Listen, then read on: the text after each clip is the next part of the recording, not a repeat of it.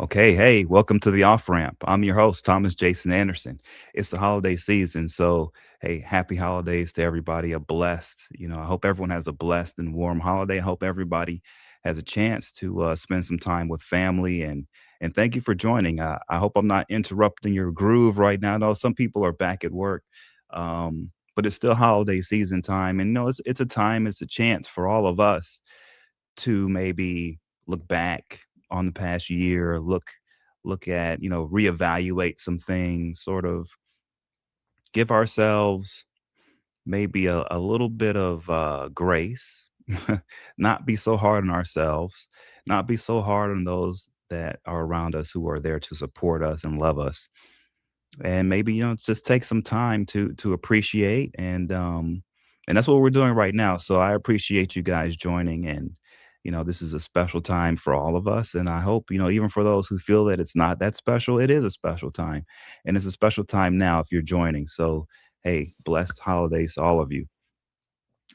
There's something in the news right now, and it's something close to what I do. It's something that I've been looking at for over 15 years, and I haven't been talking about it. I haven't been writing about it because it's something that I've done for so long. It's not new to me, but it seems to be new to everyone else. Okay. And it's, if you go online, you could see, especially on the platform X, but everywhere else, there's a huge push right now in the social media space uh, concerning entitlement fraud in Minnesota, entitlement fraud in California, and the entitlement fraud issue in Minnesota, it looks really bad. You've got Medicaid fraud, and a lot of it is pointed at the Somali population. And, you know, it, you can see how there's an argument being made overall that Minnesota is unique, that there's entitlement fraud going on there that isn't like anywhere else in the country. And it's because of these outsiders type of a thing. That's where the storyline is going.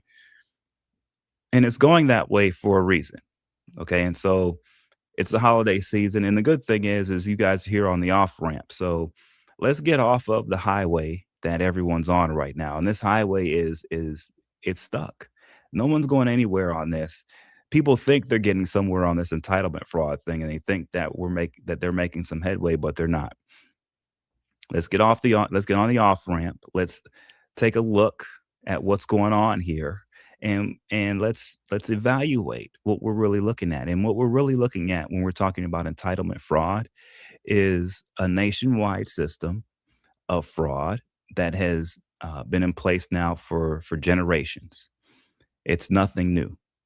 Uh, what the general public and what everyone who isn't right now watching the off ramp politics right now. What the most of the general public, and even the media, and even elected officials do not know and do not understand about entitlement fraud is that uh, a while back we pretty much privatized the entitlement system, a lot of it. Okay, and what do I mean by that? What happens is when the welfare money, Medicaid money, or any of the entitlement money comes out of Washington D.C., it goes down into individual states, into their state capitals, and from there, that money then gets spread out through all of the different counties or parishes within a state. And so you can take a state like Florida, for example. Education dollars might come in through something called Title One that the federal government funds. And Title One money is supposed to be for failing schools in areas where the communities are poor and the property tax base isn't large enough to support everything that the schools in that area need. And so the federal government brings in federal dollars to help supplement.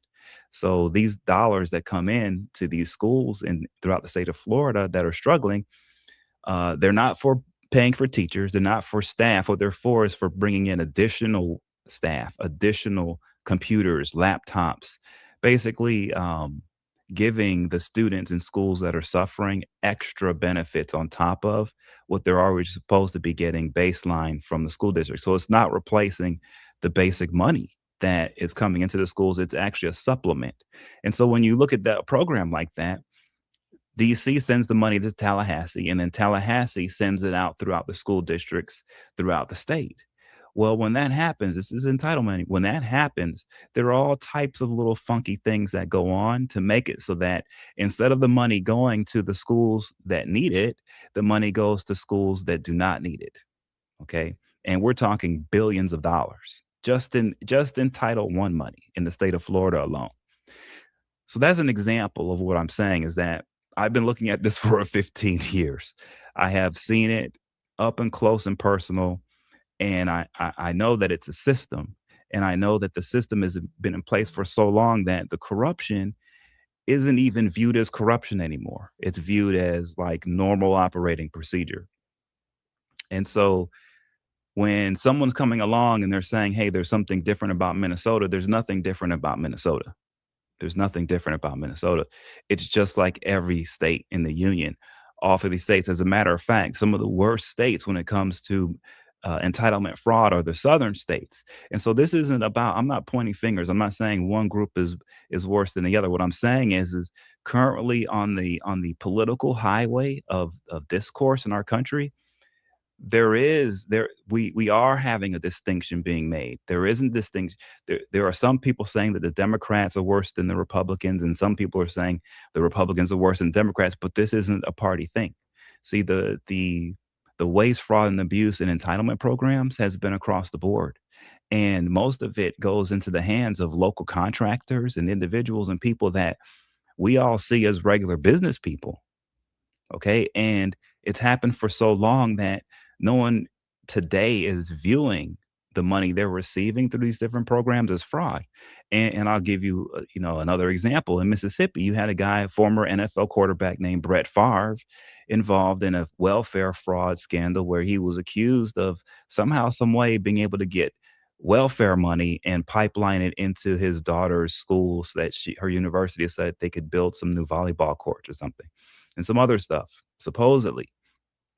And that involved the governor of the state. It involved a lot of powerful people. And it really didn't make that much news. People really did. As a matter of fact, because they were Republicans and in Mississippi, a lot of that was defended by people in the media. You can look on the right. There were platforms out there that were wholeheartedly defending Brett Favre to this day. And those same platforms who defend Brett Favre are the ones going crazy over entitlement fraud in Minnesota. So I'm just pointing this out to show you that entitlement fraud is not something that you find in one party or the other, Democrat or Republican. It's not more with the Democrats or less with the Republicans. It's not like that.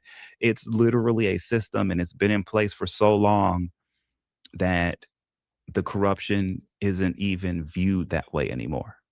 And so, what are we seeing right now? Why is this popping up all of a sudden? And I'll tell you what's happening. It's the end of America as we know it, is what's happening. Okay.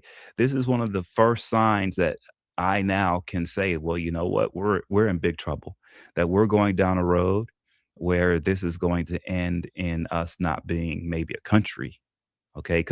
Because this touching on entitlement fraud, what they're doing is they're playing with a political nuclear football.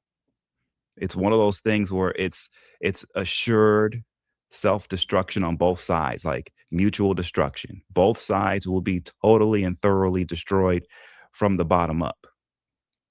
Okay? That's how bad entitlement fraud is, but that's how systemic it is, and that's how far it's gotten down into the system and how deep rooted it is.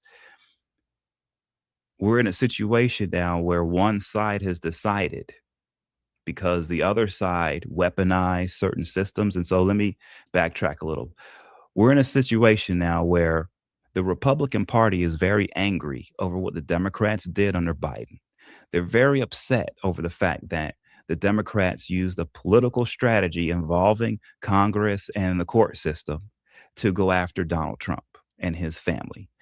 And they're upset because none of it worked. So it looks like, from anybody from the outside, it looks like, well, it was some type of political rig job. It wasn't, none of it was real, right? And so that started us down this road now where the Republicans feel, after what the Democrats did under Biden, now they feel like it's their opportunity for payback. Is how they see it. And they're looking at the entitlement fraud as the perfect way to do it, because Look at who they're pointing to. It's Minnesota. It's a state that really, out of all of our states, it kind of stands out. It's a little bit like Alaska, a little bit like Hawaii. It's not really, yeah, there's a lot of Democrats, but it's a weird state. It's a very independent state, streaky state. And so with a high population of foreigners in certain areas. And so this is one of those things from the Republican perspective. They're thinking, well, what we can do is we can pick on Minnesota because they're that outside of the norm and it'll stop there. That's why you're looking at Minnesota. And why would they want to do that? Why are the Republicans trying to be picky? Because the Republicans know, right, that by pointing out Minnesota, what comes next when the Democrats get into power is they're going to point out Mississippi and they're going to point out Alabama and the Democrats are going to point out West Virginia and they're going to point out South Carolina and they're going to point out Georgia and Louisiana. You get the picture? Arkansas, the mother lode, Texas. All right. So we're in a situation now where the Republicans decided, hey, we're going to go play with the nuclear football. We're going to go after this uh, entitlement fraud, and we're going to do it by blaming it all on Democrats. And don't worry, it can't blow back on us because it's Minnesota. No, doesn't work that way. Doesn't work that way. Was what the Republicans are hiding right now and pointing out everything with Minnesota is their entitlement fraud in their states is way worse than anything you find in Democrat states. Way worse. The Brett Favre welfare money going for college volleyball courts, that's just scratching the surface. And those guys don't even realize they still look at that Brett Favre situation like nothing wrong happened. See, from their perspective on the Republican side, they don't think there's any fraud in Louisiana or Alabama or Georgia. That's how delusional they are. That's why they feel confident in doing this attack on the Democrats. But what they don't realize is their delusion is going to blow up in their face. Because when people discover what kind of fraud has been occurring in these Southern Republican run states, how sick and disgusting it is in those states, when that gets exposed, whatever you see happening in Minnesota is going to look like little kindergarten games compared to what's going on in the South, right? So why would the Republicans go this route? Why would they decide, hey, you know what? Let's play with the nuclear political football. Let's go and play with this game right here with these entitlement frauds. And we're going to make it seem like it's only Democrats. And don't worry, no one will ever figure out that we're the worst ones. Why would they go that route? I believe it's desperation. I believe what we're looking at are the final like death throes of our political parties in America, the Democrat and Republican Party. These guys are ending. And we're seeing that collapse right now. That's what this attack on Minnesota is and on the Democrats in California. That's what we're watching is we're watching the collapse of both of our parties. And the reason why is because the entitlement fraud is that bad in both that now that the Republicans have let the genie out of the bottle on this, it's not going back in. Now this is going to spread. Now people are going to find out the things that I know, the things that even the Republicans know, that they are worse than the Democrats when it comes to entitlement fraud. They're worse. Okay. And the other part is that their states can't operate without the fraud. They just can't. There are southern states right now that will fall apart if you take the fraud out of the equation. That's how important the fraud is in these states, right? So, like I say, I'm not trying to say this guy's bad or that guy's bad. What I'm saying is they're both bad. Democrats are horrible on entitlement fraud, but the Republicans are just as bad, if not worse, when it comes to the South. But overall, they're the same. There's no difference. There's no difference between the two. And so that's where we have to get on the off ramp here and realize, well, wait a minute, guys. What's really at the root of the problem here? What so we can't keep going with this amount of fraud. That we know this, right? It's impossible. We also know by attacking, by trying to throw people in jail on this, that what it's going to trigger is a political nuclear war between the parties, and it's going to collapse both. They won't be able to survive this fight. If they stay in this zone and fight each other here, both parties will collapse because there's just too many. There's union guys, there's corporate things. It's too much. They can't they can't fight this war and come out in one piece either side. So how do you fix it? How do you tackle this? Well, the way you tackle it is you have to change the actual system. That's the problem. And that's why I made this platform, because people need to understand that we're living under a system of fraud.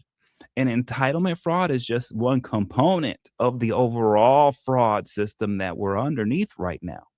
Right. So instead of trying to fight within this fake scenario of the Democrats are really bad on this, but the Republicans are.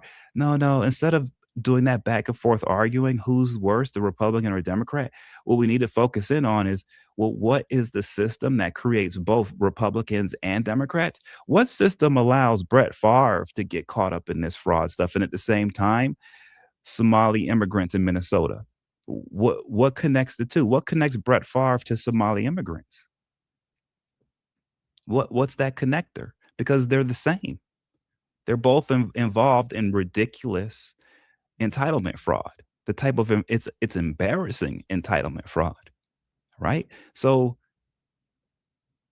what kind of system puts Brett Favre, the former NFL quarterback, in the same bucket as Somali immigrants committing entitlement fraud in Minnesota? What system does that? Because if you think about it, that's a crazy system that can put those types of people together in the same bucket, and that's what we've got. Well, I'll tell you what type of system it is. It's the privatization of the entitlement system. See, for years, the Republicans have been saying, we want to privatize Social Security. We want to privatize Medicare and Medicaid. They want to privatize, privatize, privatize. That's what they've been saying for decades, because they think the answer to entitlement issues are make it all private. Let private institutes, private nonprofits, private corporations, private individuals run this stuff. Don't let the government do it. They've been claiming that that's what they want to do and that's their answer. But the thing is that we're living their answer.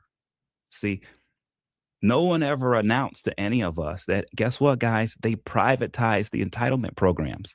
No one ever announced it, but it happened. It was a long stretch, a long arc of time. But over a long period of time, the Republicans were successful, especially in the South, in privatizing the entitlement system. That's what they've done. And so if you follow the money, what you'll see is that the money goes from the federal government to the state. And then from the state, it goes to these private nonprofits, private companies, private individuals. And when it goes to these private entities, that's when the money disappears. Okay, so I'll give you the perfect example of what I'm saying. This is how long I've been working on this. I'll show you guys a story that I worked on back in 2012 that involved entitlement fraud. And when I helped the New York Post with this was an exclusive that I gave them, my research. When I helped them do the story, it led to this person being prosecuted. This was a lot of money. So I'll give you an example of what I mean by how they privatize public dollars. Okay. So let's split screen this. And as you can see here, right, this is the title here, 600,000 healthcare clinic in a vegetative state, right? So this is a story by, of course, my co-author of Gold Bar Bomb, Isabel Vincent. But yeah, so this was, and you can see it's dusty, unheated, and has no visible staff or patients. But this health clinic in Queens has raked in more than $500,000 in taxpayer cash. The clinic is run by a Nigerian-born doctor whose political connections not only resulted in a steady stream of government money, almost 600,000 in total, but had two lawmakers writing a bill to get her off the hook for 300,000 and $368 in unpaid property taxes. Dr. Dorothy Ogundu says she created her Angel Docs charity to improve access to health care for the poor. But the former church she turned into the Akai Life Health Center on Hillside Avenue in Holliswood was locked up tight on two visits by the post last week. Its front door, where the business hours were listed as 9 a.m. to 6 p.m., 6 days a week, was chained shut with a padlock. So this was, like I said before, this is April 1st, 2012, April Fool's Day, 2012. Okay. And so this is how long looking at uh I've been looking at this and working on this in the media space. I can give you many, many, many more examples. What we're seeing now, though, in the all out attack on Minnesota and on Democrats and on California, what we're seeing, that is a totally different approach to what we've seen in the past. Like I said, I've been doing this work forever, and every time I pointed it out, the media will cover it, but not really that much. They wouldn't go with an all-out assault and say, "Hey, man, we need that Nigerian doctor that did that. That means all Nigerian doctors are bad. Let's go after them all," type of a thing. That never happened, right? We're at a place now where people are getting hysterical and they're pretending as if there's only fraud in Minnesota, basically, or with Democrats only. They're not realizing that no, no, no, no. This is just a tip of the iceberg. The fraud here, it's trillions of dollars ultimately. And the way that it's done, the way that it happens through the system, it doesn't even look fraudulent. It doesn't even look illegal, even though it is. So we're in a really bad spot. And so, like I showed you, that one case I worked on in 2012, it showed that, hey, these government officials get federal dollars down into the hands of private charities and private businesses and private companies. And this is all entitlement money. And when it gets there, it disappears, like in that 2012 story I worked on, right? So that's really the problem, right? The problem is we have followed the playbook of the Republicans and of the free market capitalist guys, and we've brought the free market into the government entitlement business, and that is what's created all the fraud. That's what's done it. I'm sorry. That's what's done it, and I'm not being anti-capitalist. What I'm saying is I don't think you can mix the 2. I don't think it's a good idea to try to take social programs and mix them with people who want to make money, because what they end up doing is they end up cutting corners, changing rules just slightly, little by little, but over time, those slight little rules changes end up turning into breaking the law, right?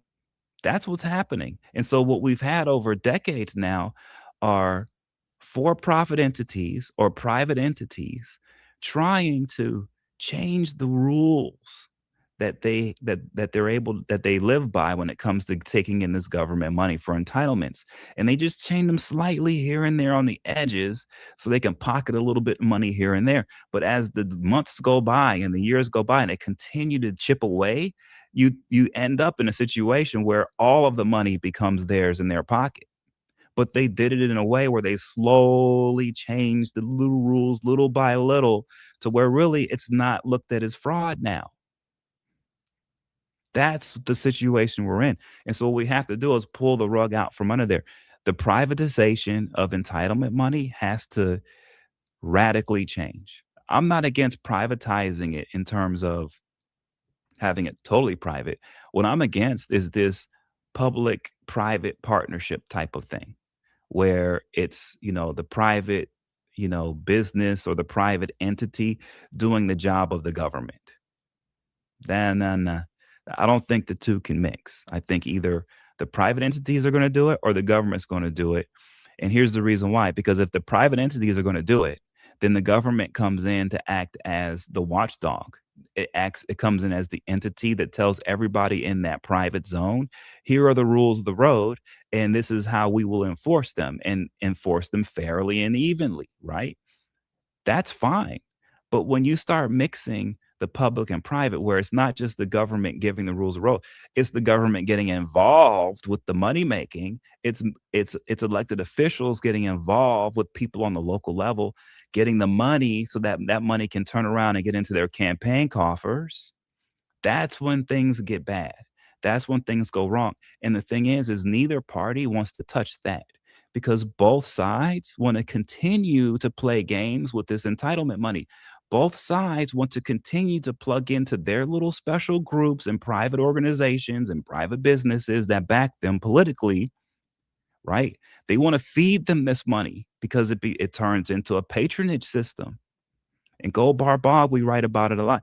That's how Senator Bob Menendez came up into New Jersey politics, this patronage system, where the government money was shifted to the private sector through all types of ways, some of them nefarious, right? And so everybody who was there where Bob Menendez came up in Union City, everyone, even the janitor, that was a politically placed job. You had to be connected to be the janitor. That's just the way it was. Right? And so that's what these systems, that's what attacking Minnesota is getting at the heart of. It's going to end up getting at attacking all of these systems that all of these members of Congress have come up through, these systems of patronage. And so this is the collapse of our system because that's what we were living under, is a patronage type system. What I worry about is as this thing collapses, there's nothing there to replace it. And so that's why I'm here with Off Ramp, because I'm trying to give ideas to replace. And one of those ideas is the reparations fund that I've been talking about, right? The way I see that is instead of having a government, private mix on these entitlements, why not just take the entitlements away from the government and give it to a fund, a sovereign wealth fund that is there as a reparations fund. It's 100% privately backed through tax-free bond money. The investments of that thing goes into the education of of descendants of slaves, their educations, into their businesses, business loans, disability. But it's basically taking entitlements out of the hands of the government and putting it directly into the hands of the people through something like a sovereign wealth fund that is under our control, which we then set the rules of the road and we then enforce as a community. And all this can be done through the Fed or the Department of Treasury. All of it 100% regulated highly by the government at that level. But that's the role of the government, I believe, is to regulate, is to set the rules of the road, set the parameters, make sure no one is stepping out of line and breaking the law, but allow us, the people, to have some empowerment. Allow us to be able to, instead of having to rely upon the Brett Favres of the world or some connected person politically, allow us to already have a connection through our own fund. And hey, who's to say there can't be an American Heritage Fund where people who are descendants of people who were, founders of this nation put together a fund and they bring in private financing as well. And they do things in their communities that run the entitlement programs instead of the government. So that's my idea. And you can go back into some of the stuff that I've written. You can look at some of my videos. There's a bigger explanation, more thorough explanation on my idea on this. But that's what we need, is we need a total replacement of the system, because the system we have now is totally wore out. It's corrupt. It doesn't even work for what's going on in the modern world today. We need something totally new. That's my idea as a reparations fund. I can go on and on about that thing, but that's how I see it. And I see what's happening now with this Minnesota entitlement fraud and then the California. I see that as the beginning of the end of this entire political system. It's going to bring both parties down. They don't even know it. I don't even think they know it. I see it because I've been in up underneath this thing, digging around. I've seen so much. There's so much fraud in there and it's so deep. And most of it, people don't even know that it's fraud. That's what's scary about it. That's how deep seated it is. That's how entrenched that it is. So that's why the whole system has to be trashed. We need something new. What they're doing now is they're trashing it, but they're not coming up with something new. I think what's going to happen is they're going to build a vacuum here and it's going to be filled by more graft and more corruption. It's not going to change. So the system has to change. Anyway, guys, all right. So have a great day. I just wanted to hit you up on that. Want you guys to just get on the off ramp on this entitlement fraud debate. It's not about Democrat or Republican. It's not about pointing fingers. It's not saying who's at fault. I'm telling you, most of the people who are at fault, a lot of them aren't even alive right now. This is about a system and us having a conversation about how do we replace this system that clearly doesn't work. It doesn't work. That's what off ramp politics is all about. Hey, I'm your host, Thomas Jason Anderson. Hey, have a blessed holiday. I will see you guys again tomorrow. Please, share it. If you have any comments, hit me up. I'm here. But I really appreciate it, guys. Have a great day. Love you all.